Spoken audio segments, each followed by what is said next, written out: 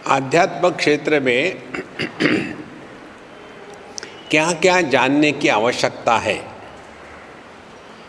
जब तक कि इन सब चीज़ों को ठीक से नहीं जानेंगे तब तक के हम अध्यात्म के क्षेत्र में भटकते रहते हैं और फिर हमारे अज्ञान का लाभ अनेक लोग उठाते हैं।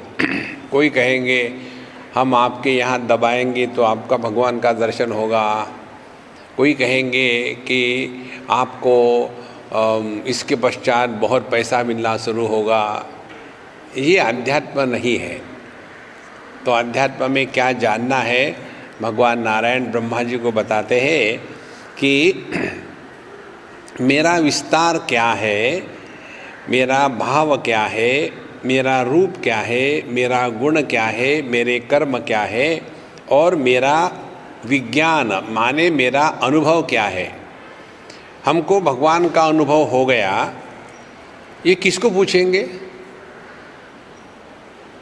सवाल ये है ना कि हमको परमात्मा का अनुभव हो गया है, किसको पूछेंगे? डॉक्टर के पास जाएंगे कि ज्योतिषी के पास जाएंगे कि वास्तुशास्त्री के पास जाएंगे?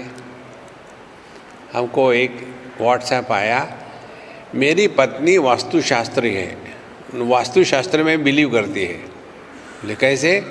जो भी वस्तु हाथ में आ जाए उसका शस्त्र के जैसा उपयोग करती है, तो वास्तुशास्त्र है।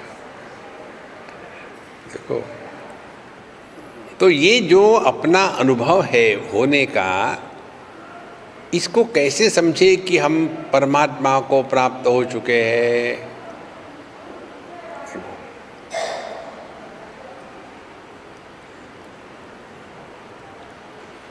इसका उत्तर भगवान श्री कृष्ण भगवद गीता के 6वें अध्याय में देते हैं। इन दो चीज़ों की तरफ ध्यान रखना। पहली बात, जितात्मनः प्रशांतस्य परमात्मा समाहितः शीतोष्ण सुख दुखेषु तथा मानापमानयोः। सुख दुख हमारे जीवन में जो द्वंद्व आते हैं, सुख आता है, दुख आता है, लाभ आता है, हानि आती है, दोस्त आते हैं, दुश्मन आते हैं, स्वास्थ्य आता है, बीमारी आती है, इन सभी भिन्न भिन्न प्रकार के अनुभूतियों के द्वारा हमारे मन का संतुलन बिगड़ता नहीं। जितात्मनः,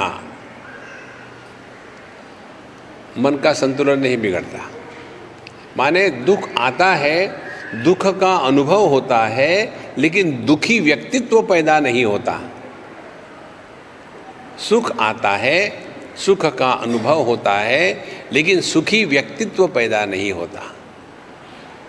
देखो, शीत उष्ण सुख दुखेषु जितात्मनः, पहली बात।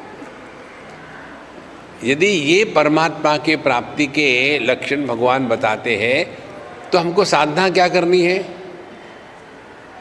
देखो, सुख दुख फ्री आएंगे, करने की जरूरत नहीं। तो ध्यान इधर ही देना है। सुख आया, सुख का अनुभव किया, कहीं हम सुख में फंस तो नहीं गए। देखो, द्वितीय अध्याय में कहते हैं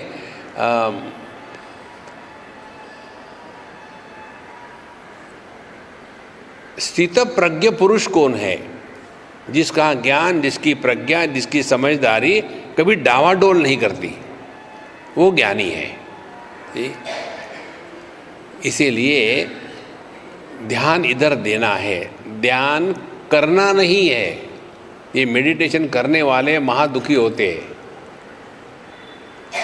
उनकी एक ही समस्या है कि मेरे यहाँ खुजली हो रही, क्या करूँ? फिर ऊपर खुजली हो रही, क्या करूँ? कुछ होता जाता कुछ नहीं है, होना जाना बंद हो जाता है। देखो, तो इधर ध्यान देना है।